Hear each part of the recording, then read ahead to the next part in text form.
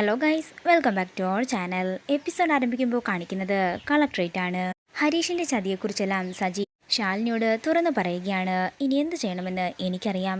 China colony ഇടിച്ചു നിരത്താനായി ആ ബാലേന്ദ്രൻ വന്നപ്പോൾ കൂടെ ഈ ഹരീഷും ഉണ്ടായിരുന്നു.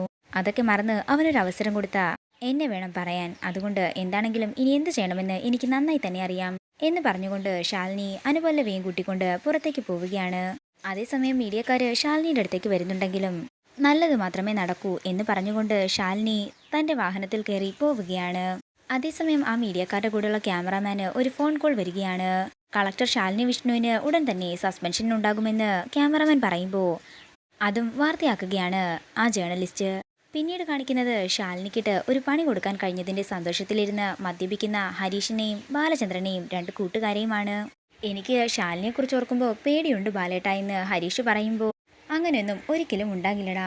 ശാലിനിയുടെ തലക്കിട്ട് തന്നെയല്ലേ നമ്മളിപ്പോൾ വെട്ടിവിട്ടിരിക്കുന്നത്. സോഷ്യൽ മീഡിയ അവളെ ആകെ പൊങ്കാലിടുകയും ചെയ്യുന്നുണ്ട്. അതുകൊണ്ട് നമ്മൾ പേടിക്കേണ്ട ഒരു കാര്യവുമില്ല. ചൈന കോളനി വെച്ചല്ലേ അവൾ എനിക്കിട്ട് പണി തന്നത്. അതുകൊണ്ട് ചൈന കോളനി വഴി തന്നെ ഞാൻ അവൾക്ക് തിരിച്ചൊരു പണിയും കൂടി കൊടുത്തെന്ന് ബാലേന്ദ്രൻ പറയുന്നു. ഞാൻ നേരിട്ടിറങ്ങിയാലല്ലേ അതെനിക്ക് പണിയാകൂ. അതുകൊണ്ട് തന്നെയാ ഞാൻ ഈ ഹരീഷിനെ വെച്ച് കളിച്ചത്. എടാ, ഇതിൻ്റെ എല്ലാം പിന്നിലെ ആ അമിത് ഗ്രൂപ്പ് തന്നെയാ. അതിന് കളക്ടർക്ക് സസ്പെൻഷൻ ഉണ്ടാവുകയോ ഇല്ലെങ്കിൽ കളക്ടറുടെ കസേര തെറിക്കുകയോ ചെയ്താൽ അമിത് ഗ്രൂപ്പിന് എന്താ ലാഭമെന്ന് ഹരീഷ് ചോദിക്കുമ്പോൾ ബാലേന്ദ്രൻ പറയുകയാണ്, എടാ ചൈന കോളനി തന്നെയാണ് വിഷയം. ഈ കോർപ്പറേറ്റുകാർക്ക് അങ്ങനെ പ്രത്യേകിച്ച് ശത്രുക്കളൊന്നുമില്ല. അവരുടെ താല്പര്യങ്ങൾക്ക് ആരെങ്കിലും വഴങ്ങാതിരുന്നാലേ പിന്നെ അവരുടെ ശത്രുക്കൾ തന്നെയായിരിക്കും.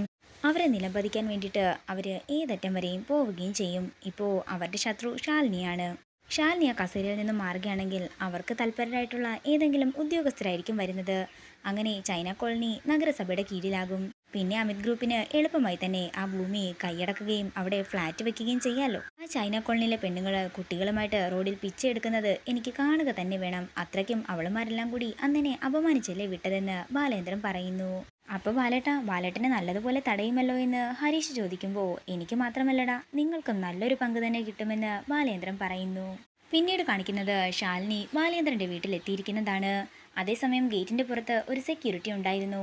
അനുപല്ലവി പുറത്തേക്ക് ഇറങ്ങിച്ചെന്ന് ഗേറ്റ് തുറക്കാൻ പറയുമ്പോൾ വീടിന്റെ അകത്ത് ആരുമില്ലെന്നും കൂടാതെ ഇത് ബാലേന്ദ്രൻ സാറിന്റെ വീടാ, അങ്ങനെ വരുന്നവർക്കും പോകുന്നവർക്കും തുറന്നു കൊടുക്കാൻ പറ്റില്ലെന്നും സെക്യൂരിറ്റി പറയുന്നു. എടോ, ജില്ലാ കളക്ടറാണ് കാറിന്റെ അകത്തുള്ളത്. മര്യാദയ്ക്ക് കതക് തുറന്നോ, ഇല്ലെങ്കിൽ താൻ അഴി എണ്ണുമെന്ന് അനുപല്ലവി പറയുമ്പോൾ ശാലിനി പുറത്തേക്ക് ഇറങ്ങി ചെല്ലുകയാണ്. ഓ, ഇവരായിരുന്നോ? ഇവരുടെ വീഡിയോയാ ഞാൻ ഇത്രയും നേരം ഫോണിൽ കണ്ടുകൊണ്ടിരുന്നത്. ഇവരിപ്പോൾ സസ്പെൻഷനിലാകാൻ പോവുകയല്ലേ, അതുകൊണ്ട് എനിക്കൊരു കുഴപ്പവുമില്ലെന്ന് സെക്യൂരിറ്റി പറയുന്നു.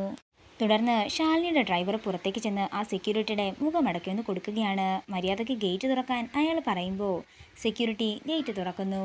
അതേസമയം ഹരീഷ് ബാലേന്ദ്രനോട് ചോദിക്കുകയാണ്, അല്ല ബാലേട്ട, ചൈന കോളനിയിലുള്ള പെണ്ണുങ്ങളെല്ലാം അവിടെ നിന്ന് ഇറക്കി വിട്ടാൽ അവരെല്ലാവരും എങ്ങോട്ടേക്ക് പോകും? അതിന് ഇവിടെ അല്ലേടാ നിറയെ മുറികളുള്ളത്. അവർ ഇവിടെ വന്ന് താമസിക്കട്ടെ. സുന്ദരിമാർക്കെല്ലാം ഇങ്ങോട്ടേക്ക് സ്വാഗതമെന്നും ബാലേന്ദ്രൻ പറയുമ്പോൾ ശാലിനി അകത്തേക്ക് കയറി ചെല്ലുകയാണ്. അതേസമയം ഏതോ ഒരു പെണ്ണിന്റെ നിഴല് കാണുന്ന ഹരീഷ് ബാലേന്ദ്രനോട് ഏതോ പെണ്ണ് അവിടെ വന്ന് നിൽക്കുന്നെന്ന് പറയുന്നു. എടാ, ഏതെങ്കിലും തൽപര കക്ഷികളായിരിക്കും. നീ പോയി ഇങ്ങോട്ടേക്ക് കൂട്ടിക്കൊണ്ടുവാ. അതേസമയം അങ്ങോട്ടേക്ക് ചെല്ലുന്ന ഹരീഷ് ശാലിനിയെ കണ്ട് ഞെട്ടലോടെ നിൽക്കുകയാണ്. എടാ, ആരാണെങ്കിലും വിളിച്ചുകൊണ്ടുവാ, നമുക്കൊരു കമ്പനി കൂടാമെന്ന് ബാലേന്ദ്രൻ പറയുന്നു.